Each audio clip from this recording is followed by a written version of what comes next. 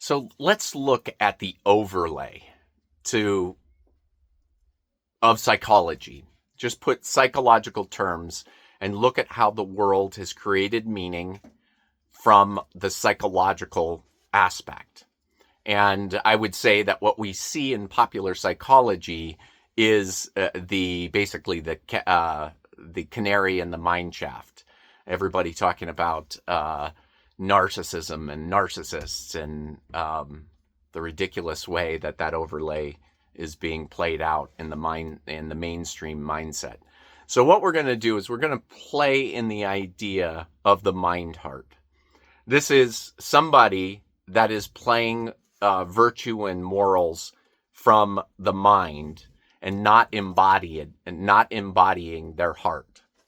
And why are people called to these kind of things?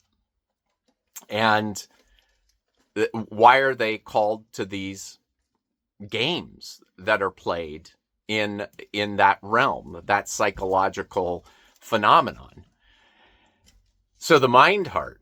Let's look at each little character and just kind of generalize them down, and look at the social, how they fit in the social structure. So the narcissist, we will give the narcissist a social backbone. And what that means is the narcissist has the ability to speak up, talk, take the lead, be a leader. They don't mind getting up in front of people. If they're going to get accolades, money, status, fame, they'll move towards it because they have this social backbone. And then you have the aspect of the codependent. And the codependent has, still in the mind heart, but the codependent has no social backbone. And so how they create worth from their point of view, so the narcissist creates value and adoration by the mainstream mind heart by getting the rewards of what they do, which is, hey, I've got a spine, a social spine, and I'm going to go out. I'm going to make a whole bunch of money. People are going to celebrate me for the kind of car I drive, the how my spouse looks, you know, all of these kind of things. And then what does the codependent do? Well, the codependent lives inside the mind heart, and they create their value within their story. They create it as, oh gosh, look at them.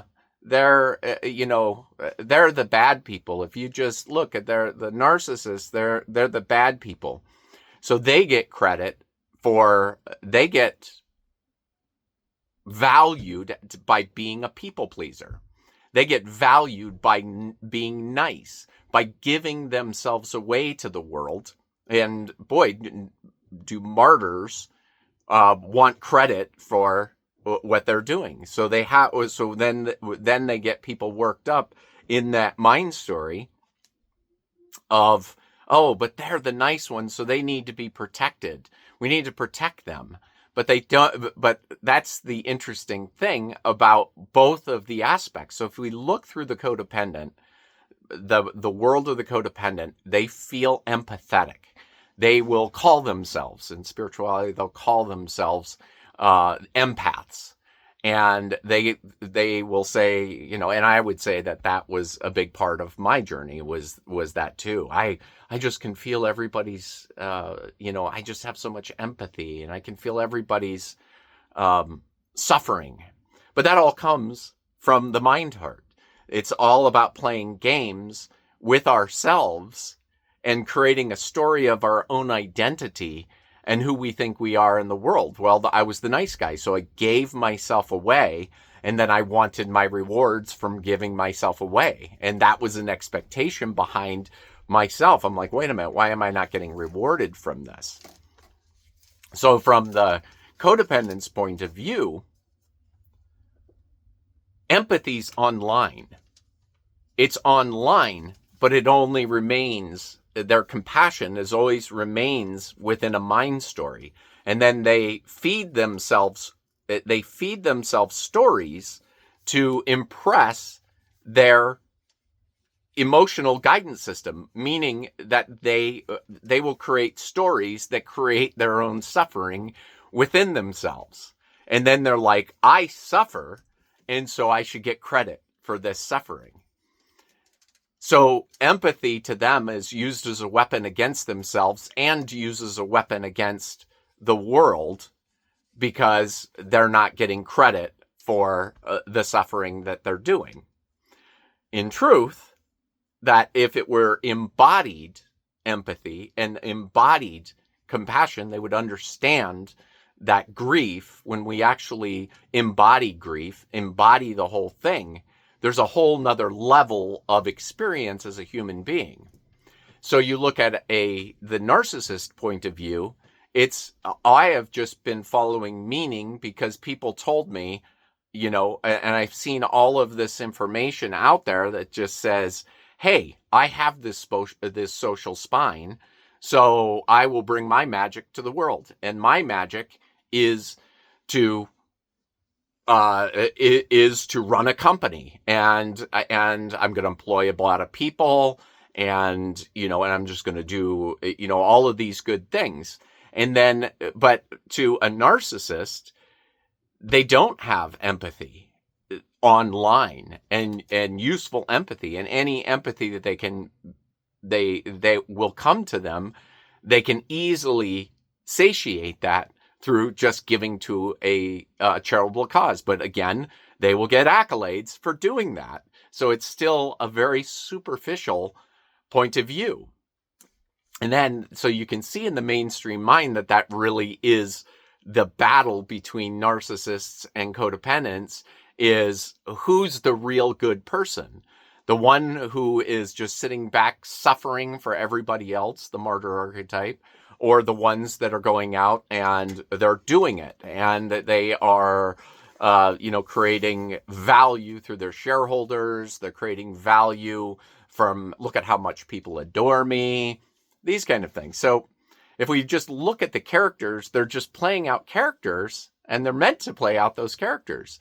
So what can we do? Well, we can recognize where we are. And I recognize from my own journey that there was a little bit of both of those. I had a lot of codependency, but I had a little bit of a social backbone, but not a lot of social backbone.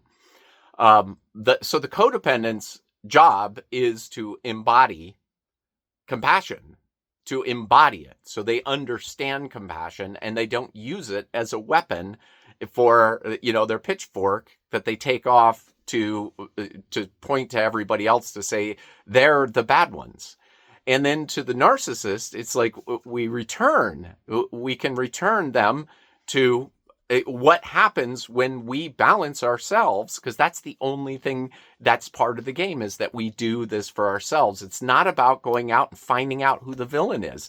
Those are just characters mirroring back for us what we need to know about ourselves. So if I'm an empath, but I've got no social spine, well, there's lots of practices that will take you out of your comfort zone and get you to embody what it's like, because that's the thing that the narcissist can show you, is to have a social backbone, to have straight vertebrae, to go out, say, and become kind. And when you become kind, you have a social backbone and you have real compassion. And the thing is that you can also see that on the narcissistic side, narcissists want to understand embodied compassion as well. There's tons of stories about that, but I know that there was a part of me that wanted to understand and embody compassion and live from that place, but it's like, it's not available to them. Just think about we just throw value at them constantly. And we just say, keep doing your thing, because you're creating market share for your share value, shareholders. So it never happens. So what can we do is to always call people back to themselves. And I don't want to do that.